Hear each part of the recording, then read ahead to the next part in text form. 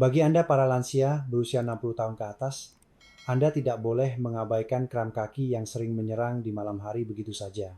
Setengah dari populasi lansia mengalaminya, dan jika dibiarkan, Anda mungkin harus hidup dengan kaki pincang seumur hidup. Beberapa hari yang lalu saya ingin menceritakan kisah Pak Budi, seorang pria berusia 72 tahun yang membuka pintu ruang praktik saya. Beliau dikenal di lingkungannya sebagai orang yang sangat gemar mendaki gunung. Beliau sangat bugar, bahkan sanggup mendaki bukit di belakang perumahan 3 kali seminggu. Namun saat beliau masuk ke ruang praktik saya, beliau terlihat seperti orang yang tidak tidur berhari-hari. Kantung matanya hitam dan langkah kakinya sama sekali tidak bertenaga. Saat saya bertanya bagian mana yang terasa sakit, beliau menghela napas panjang dan berkata, "Dokter, sekarang saya takut kalau malam tiba." Ternyata selama 2 bulan terakhir, Pak Budi hampir setiap malam mengalami kram kaki yang membuatnya tidak bisa tidur nyenyak. Bapak-bapak dan ibu-ibu, apakah cerita ini hanya dialami oleh Pak Budi? Tentu tidak. Saya yakin banyak dari Anda yang sedang menonton video ini sekarang sedang menganggukkan kepala. Faktanya, jika kita melihat statistik, hampir setengah dari lansia berusia 60 tahun ke atas di negara kita mengalami kejang kaki di malam hari atau yang biasa disebut kram kaki nokturnal. Artinya 1 dari 2 orang mengalami penderitaan ini. Namun masalah yang sebenarnya lebih serius adalah hal lain. Kebanyakan lansia seperti Pak Budi menganggap ini hanya penyakit biasa karena faktor usia atau sekadar kekurangan nutrisi lalu membiarkannya begitu saja. Tapi sebagai seorang dokter, saya melihat bahwa sekitar 20% dari kasus tersebut bisa menjadi sinyal penyakit pembuluh darah berbahaya yang memerlukan pengobatan segera. Saat saya memeriksa dan menyentuh kaki Pak Budi secara langsung, saya sangat terkejut. Apa yang beliau alami bukan sekedar otot yang kaku. Jika dibiarkan, beberapa hari lagi Pak Budi mungkin tidak hanya akan berhenti mendaki gunung, tetapi harus hidup dengan kaki pincang selamanya. Dalam kasus terburuk, gumpalan darah yang terbentuk di pembuluh darah bisa terlepas dan mengalir ke jantung atau paru-paru, menyebabkan situasi yang sangat berbahaya dan mengancam nyawa. Gejala yang dikira hanya kram biasa sebenarnya adalah sinyal terakhir dari tubuh yang berteriak minta tolong. Bagaimana dengan kondisi kaki Anda sekarang? Apakah Anda terpaksa tidur dengan bau koyo atau balsem yang menyengat karena tamu tak diundang yang datang setiap malam? Oleh karena itu, hari ini saya telah menyiapkannya untuk Anda. Di video saluran sehat itu menyenangkan hari ini, saya akan mengungkapkan dengan jelas apa penyebab sebenarnya dari nyeri sepanjang malam yang menyiksa Pak Budi. Dan ada satu hal yang paling penting. Saya akan mengajarkan cara membedakan antara kaki kram biasa dengan penyakit pembuluh darah berbahaya yang mengharuskan Anda segera lari ke IGD dengan cara yang mudah dipahami oleh orang awam sekalipun. Terakhir, saya akan memberikan metode pertolongan pertama yang ajaib yang bisa menghilangkan rasa sakit hanya dalam 3 detik sehingga Anda tidak perlu lagi berteriak kesakitan sambil memijat kaki, serta metode pencegahan dalam kehidupan sehari-hari agar kram tidak pernah kambuh lagi. Saya akan membahas semuanya secara lengkap. Saat video ini berakhir, Anda tidak perlu lagi takut menghadapi malam hari. Mulai malam ini saya akan membantu Anda agar bisa tidur nyenyak dengan kedua kaki lurus dan nyaman. Jika Anda penasaran dengan cerita saya dan menginginkan tidur yang nyenyak malam ini, silakan tekan tombol suka like sekarang juga. Dan jika Anda meninggalkan komentar bertuliskan semangat di kolom komentar, itu akan memberi saya energi untuk membalasnya dengan informasi yang lebih bermanfaat.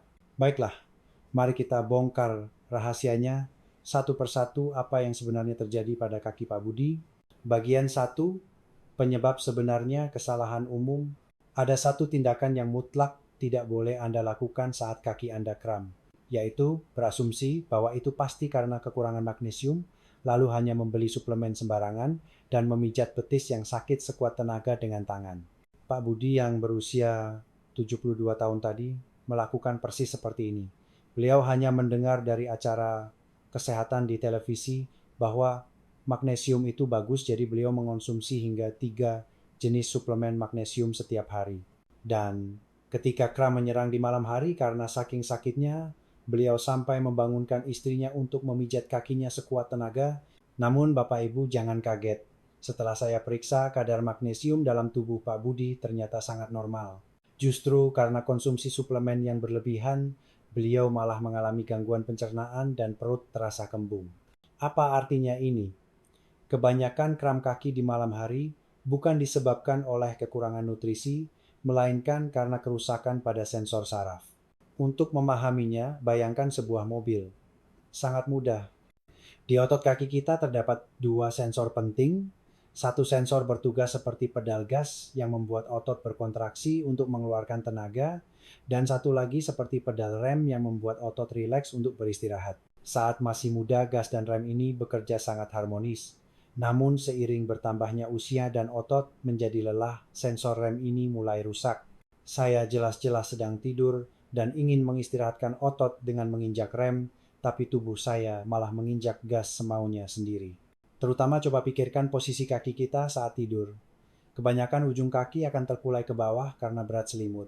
Posisi ini yang mirip seperti penari balet yang berdiri dengan ujung kaki dalam istilah medis disebut plantar flexion. Dalam posisi ini otot betis berada dalam kondisi paling pendek. Pada otot yang sudah memendek dan tegang ini, sensor saraf yang rusak tiba-tiba menembakkan sinyal kontraksi bang, sehingga otot tidak sanggup menahannya dan mengeras seperti batu. Inilah alasan ilmiah sebenarnya mengapa kram terjadi setiap malam. Jadi, ini bukan masalah yang bisa diselesaikan hanya dengan makan magnesium. Bagian 2-3 tanda bahaya bukan kram biasa. Namun, saya harus memberikan satu peringatan yang sangat penting di sini. Untungnya Pak Budi hanya mengalami masalah sensor saraf sederhana, tetapi jika gejala Anda seperti berikut ini itu bukan kram biasa melainkan situasi darurat, saya akan memberitahu 3 tanda yang tidak boleh disalahartikan. Mohon diingat baik-baik. 1. Trombosis vena dalam deep vein thrombosis, DVT. Namanya memang agak sulit, tapi sederhananya pembuluh darah kaki tersumbat oleh gumpalan darah. Cara paling pasti untuk membedakannya adalah dengan membandingkan kedua kaki. Jika hanya kram biasa, ukuran kedua kaki harusnya mirip. Namun jika salah satu betis bengkak parah, warna kulit berubah kemerahan, atau terasa panas seperti memegang penghangat saat disentuh, ini 100% masalah pembuluh darah. Jika Anda memijat kaki sembarangan pada kondisi ini, gumpalan darah di pembuluh darah bisa terlepas dan menyumbat jantung atau paru-paru. Ini menjadi tindakan yang sangat berbahaya. 2. Penyakit arteri perifer, peripheral artery disease. Ini kebalikannya, penyakit di mana pembuluh darah menyempit sehingga darah tidak lancar. Dalam kasus ini, kaki tidak bengkak tetapi justru menjadi dingin dan pucat. Coba tekan bagian tengah punggung kaki Anda dengan jari secara perlahan. Pada orang sehat, denyut nadi akan terasa deg-deg di sini, tapi jika ada penyakit ini, denyut nadinya sangat lemah atau tidak teraba sama sekali. Jika Anda baru berjalan sedikit saja, betis rasanya mau pecah, lalu membaik saat istirahat, dan gejala ini berulang, Anda harus segera melakukan USG pembuluh darah. Jika dibiarkan, jaringan kaki bisa mati nekrosis dan mungkin harus diamputasi. Ini penyakit yang menakutkan. 3. Sindrom kaki gelisah, restless leg syndrome. Ini lebih ke arah rasa tidak nyaman yang menjengkelkan daripada rasa sakit. Para lansia sering menggambarkannya seperti ada serangga yang merayap di dalam kaki atau seperti tersengat listrik kecil. Dan jika diam saja rasanya sangat tidak nyaman, tapi begitu kaki digerakkan rasanya menjadi nyaman seperti bohong. Ini adalah masalah dopamin, zat penghantar saraf di otak, jadi bukan obat kram yang dibutuhkan, melainkan pengobatan yang benar-benar berbeda.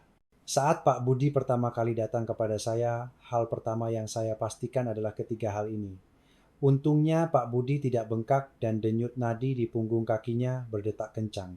Barulah saya lega dan berkata kepada Pak Budi, "Pak, ini bukan penyakit besar tapi juga tidak akan sembuh kalau hanya makan magnesium. Coba investasikan waktu 3 detik saja sesuai cara yang saya ajarkan. Jika Anda juga tidak memiliki tanda bahaya yang saya sebutkan tadi, maka solusi 3 detik yang akan saya ajarkan mulai sekarang akan sangat ampuh untuk Anda." Nyeri mengerikan yang datang setiap malam. Cara ajaib menghilangkannya seketika dengan tangan sendiri tanpa obat akan saya ungkapkan di bagian selanjutnya. Tolong bagikan video ini ke grup WhatsApp keluarga sekarang juga. Sampaikan agar mereka mengecek kaki orang tua malam ini, apakah ada yang bengkak sebelah atau tidak. Perhatian kecil Anda bisa menyelamatkan nyawa keluarga. Bagian 3, solusi darurat 3 detik. Baiklah, apa yang akan saya sampaikan mulai sekarang sangatlah penting. Ini adalah cara keluar dari rasa sakit seperti neraka hanya dalam 3 detik saat kram kaki menyerang tiba-tiba di tengah malam. Saat saya mengajarkan metode ini kepada Pak Budi di ruang praktik awalnya, beliau ragu dan berkata, "Ah, Dokter Agus, masa sih itu beneran efektif?" Tapi setelah mencobanya sendiri malam itu, beliau menelepon saya keesokan paginya. "Dokter benar-benar seperti bohong, sakitnya langsung hilang perlahan," katanya. "Anda juga tolong buka mata lebar-lebar dan fokus sekarang. Hal pertama yang harus diingat adalah jangan pernah memijatnya. Saat kram secara naluriah, kita akan memegang bagian yang sakit dan memijatnya. Tapi jika otot yang sudah mengeras seperti batu ditekan paksa dengan tenaga serat, otot bisa robek dan rasa sakitnya justru akan bertahan lebih lama. Saat ini kita tidak boleh menggunakan tenaga otot, tapi harus menggunakan prinsip saraf tubuh kita." Metode 1, inhibisi timbal balik, reciprocal inhibition. Namanya sulit, tapi prinsipnya sama persis dengan main jungkat-jungkit. Otot kaki kita terdiri dari pasangan otot tulang kering di depan dan otot betis di belakang. Otak kita dirancang sedemikian rupa sehingga jika otot depan dikencangkan, otot belakang otomatis akan lemas. Kita manfaatkan ini. Saat kram terjadi dan betis terasa seperti ditarik dan sakit, duduklah dan tarik jari-jari kaki Anda sekuat tenaga ke arah hidung Anda. Pegang jari kaki dengan tangan dan tekuk ke arah tubuh Anda secara tiba-tiba. Dengan melakukan ini, otot tulang kering bagian depan akan menegang prak. Maka otak kita akan berpikir, "Wah, bagian depan harus pakai tenaga nih." Kalau begitu, betis bagian belakang harus dikendurkan dan secara paksa mematikan saklar otot betis. Ini bukan masalah tekad atau usaha, tapi hukum fisiologis tubuh kita jadi 100% berhasil pada siapa saja. Bagaimana jika perut buncit, sehingga tangan tidak sampai ke kaki? Gunakan handuk untuk mengaitkan telapak kaki, lalu tarik atau tempelkan telapak kaki ke dinding dan dorong kuat-kuat. Intinya adalah menekuk punggung kaki ke arah tubuh untuk memberi kekuatan pada tulang kering. Ingat satu hal ini saja. Metode 2, stimulasi injung filtrum ini adalah tombol darurat yang digunakan saat sakitnya luar biasa sampai tidak bisa bergerak dan tidak ada tenaga untuk menarik kaki. Bagian yang lekuk di antara hidung dan bibir itulah injung atau filtrum. Saat kram cubit atau tekan injung ini sangat kuat dengan ibu jari dan telunjuk.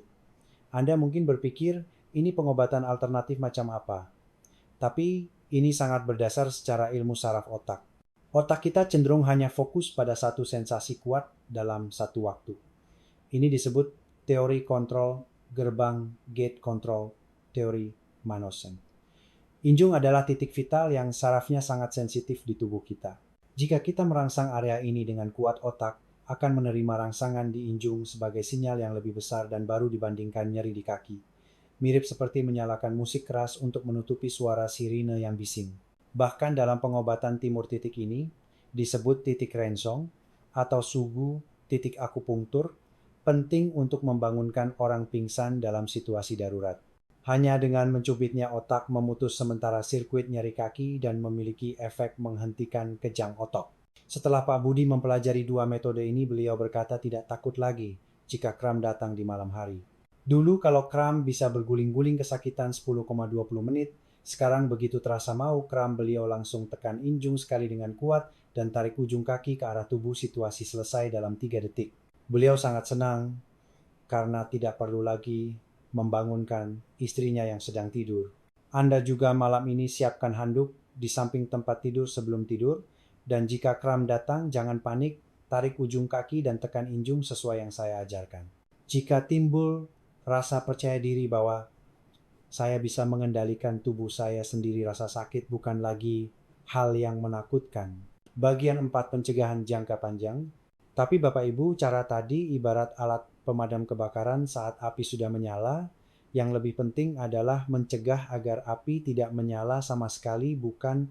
Saya akan memberitahu rutinitas pencegahan agar kram tidak muncul sama sekali di bagian selanjutnya. Ini juga rahasia Pak Budi bisa membuat kakinya kuat kembali meski sudah berhenti minum 3 jenis obat magnesiumnya. Bagikan video ini kepada teman-teman Anda sekarang. Sampaikan satu kalimat saja. Kalau kram jangan dipijat, tapi tarik ujung kaki, teman Anda akan berterima kasih seumur hidup. Karena kita sudah tahu cara memadamkan api darurat, sekarang kita harus tahu cara mencegahnya. Pak Budi, setelah bertemu, saya menghentikan ketiga botol suplemen magnesiumnya. Sebagai gantinya, setelah mengubah gaya hidup sesuai resep saya, frekuensi kram kakinya berkurang drastis hingga sebulan sekalipun belum tentu terjadi. Metode yang dipraktikkan Pak Budi tidak memakan biaya dan merupakan rutinitas sangat mudah yang bisa ditiru siapa saja di rumah. Rahasia pertama ada di meja makan. Banyak orang mencari magnesium saat kram, padahal tokoh utama sebenarnya yang membuat saraf kita kuat adalah vitamin B kompleks. Terutama vitamin B1 dan B12 adalah bahan bakar inti yang melindungi selaput saraf dan membantu sinyal saraf terkirim dengan benar. Jika ini kurang, ibarat kabel listrik yang kulitnya terkelupas, saraf jadi sensitif dan mengirim sinyal sembarangan. Jadi saya sarankan Pak Budi untuk mengonsumsi satu saja suplemen vitamin B kompleks. Dan saat makan, saya minta beliau mengonsumsi taurin. Taurin adalah zat pemulih kelelahan yang membantu otot kita tidak mudah capek, yang utamanya diproduksi di hati liver. Namun seiring bertambahnya usia, fungsi hati menurun, sehingga produksi taurin berkurang, akibatnya otot cepat lelah dan terjadilah kejang. Taurin sangat banyak terkandung dalam makanan laut, seperti cumi-cumi gurita atau kerang. Tidak perlu minum obat mahal, cukup masak sup cumi atau sup kerang yang segar 2 atau 3 kali seminggu, itu yang terbaik untuk kesehatan kaki. Rahasia kedua, mengubah lingkungan kamar tidur.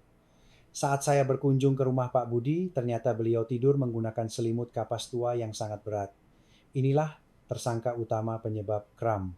Selimut yang berat menekan kaki sepanjang malam, membuat pergelangan kaki lurus ke bawah sehingga otot betis berada dalam kondisi tegang semalaman. Jadi saya suruh beliau segera ganti dengan selimut yang ringan. Dan satu lagi, tips jitu ganjal pergelangan kaki dengan bantal atau guling kecil saat tidur. Jika kaki sedikit lebih tinggi dari jantung, darah yang seharian menumpuk di kaki akan kembali ke jantung dengan baik sehingga sirkulasi darah lancar, sekaligus mencegah pergelangan kaki lurus secara alami, membiarkan otot beristirahat dalam kondisi rileks. Nah, mari saya rangkum menjadi jadwal harian. Ini adalah rutinitas anti kram ala Pak Budi. Pagi, sebelum turun dari kasur, lakukan peregangan dengan menarik ujung kaki ke arah tubuh sebanyak 10 kali sambil menggeliat. Ini untuk membangunkan otot yang kaku semalaman. Siang, makanlah lauk yang mengandung cumi-cumi atau kerang dengan nikmat. Setelah makan, jalan santai, ringan sambil berjemur untuk membentuk vitamin D.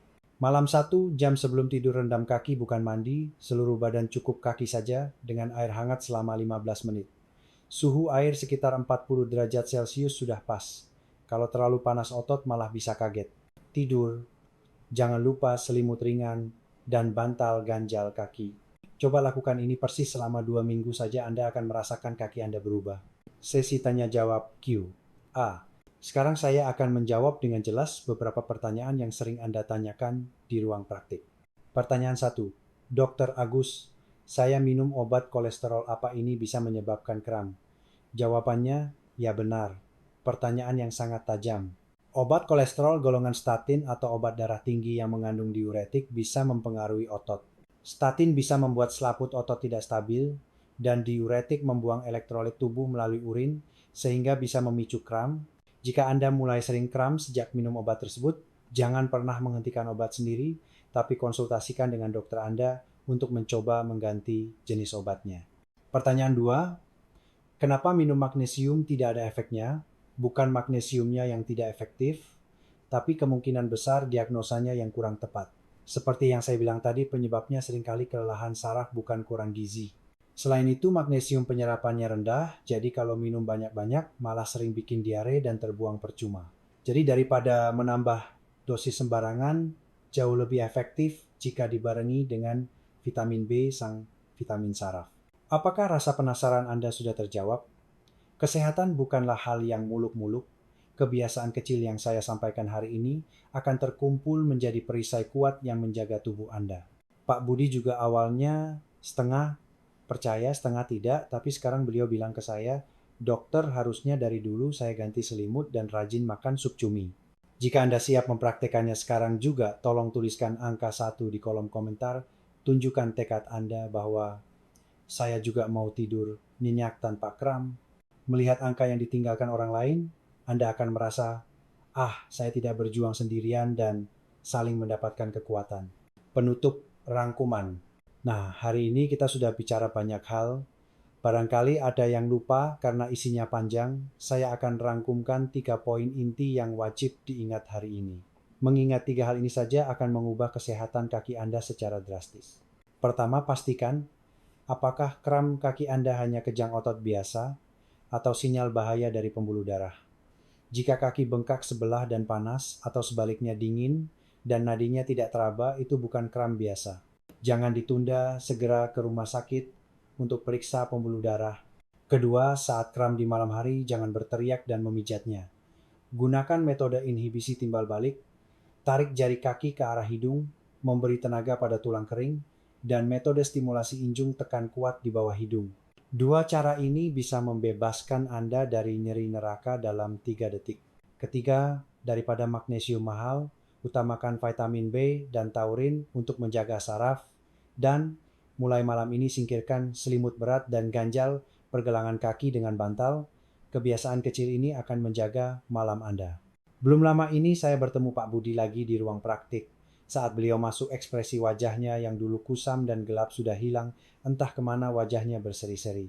Beliau dengan bangga menunjukkan foto di ponsel pintarnya foto beliau di puncak bukit belakang rumahnya.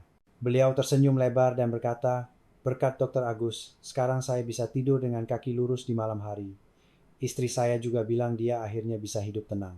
Mendengar ucapan itu, saya berpikir, tidak ada kebahagiaan yang lebih besar bagi seorang dokter selain ini. Tidur nyaman sepanjang malam, bangun dengan segar di pagi hari keseharian, yang biasa itu sebenarnya adalah anugerah terbesar.